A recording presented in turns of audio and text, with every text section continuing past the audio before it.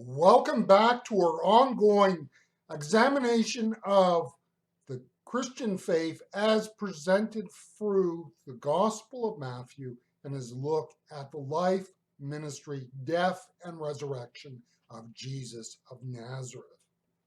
We find ourselves in this selection in Matthew chapter 18, and we will be just reading one verse, Matthew chapter 18, verse 21.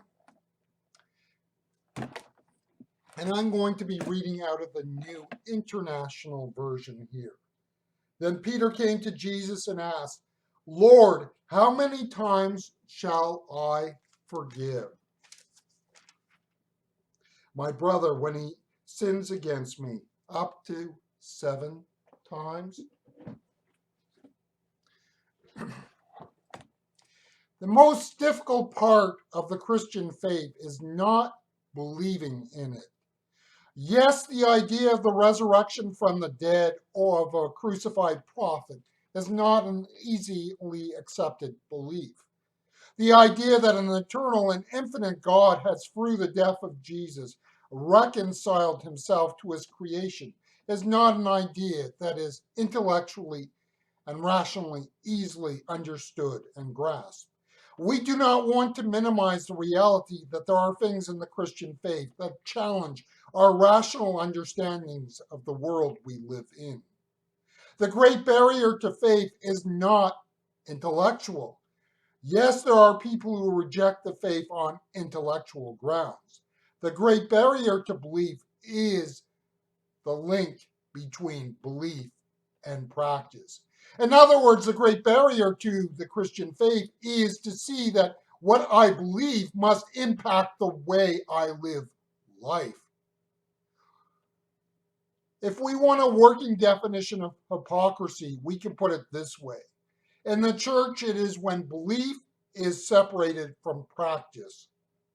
Belief, in the way I'm using it here, is the cognitive acceptance of the truths of the Christian faith.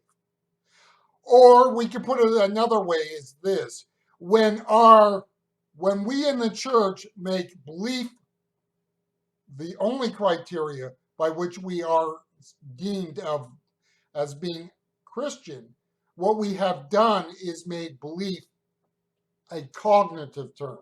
In other words, if belief is separated from practice and we make that our standard, what we're saying is that it is simply a matter of intellectual or rational assent of certain truths.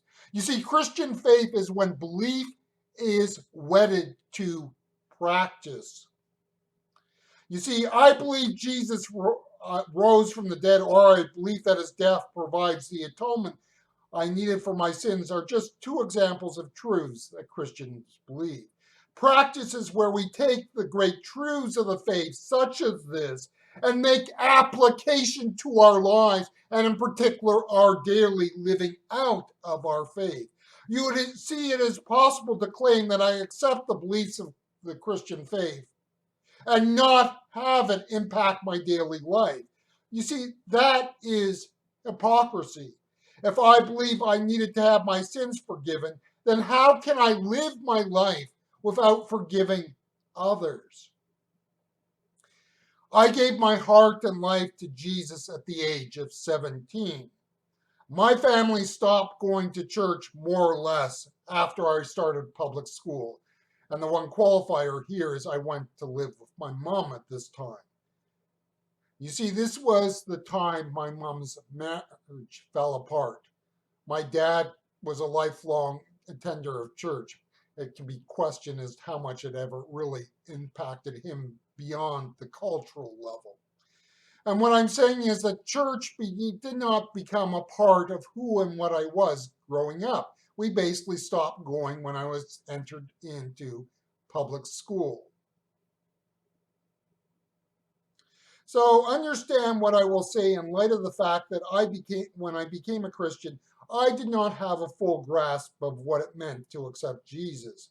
I accepted Jesus because my life was a mess and I needed him. I did not really know what I was getting into. Well, I accepted Jesus, and shortly afterwards, I experienced conviction. Now, understand, I know I experienced conviction because later on, I learned through being in the church a number of years what conviction was. At the time, I didn't understand what conviction was. I just understood that something was going on in my heart and life, and God was calling me after my conversion experience to forgive my parents. The failure of my parents had a destructive influence on my young life. The negative impact on my life was not changed in forgiving my parents.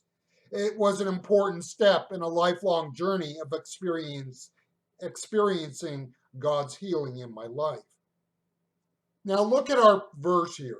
Peter comes to Jesus and asks how many times he needs to forgive someone. The key in this verse is Peter's image of himself. Peter thinks he is being magnanimous in saying, I will forgive someone 7 times. We cannot grasp what this passage is saying unless we see Peter by the standards of the day, which was that to forgive someone 7 times would be considered very gracious and merciful. Forgiveness is not something easily granted. Forgiveness is what Jesus has given us on the cross. Now, notice, forgiveness does not change the reality. My parents died without ever being reconciled to each other. My childhood was not changed by my forgiving my parents. Note, too, that what my parents did had repercussions and will have repercussions all through my life.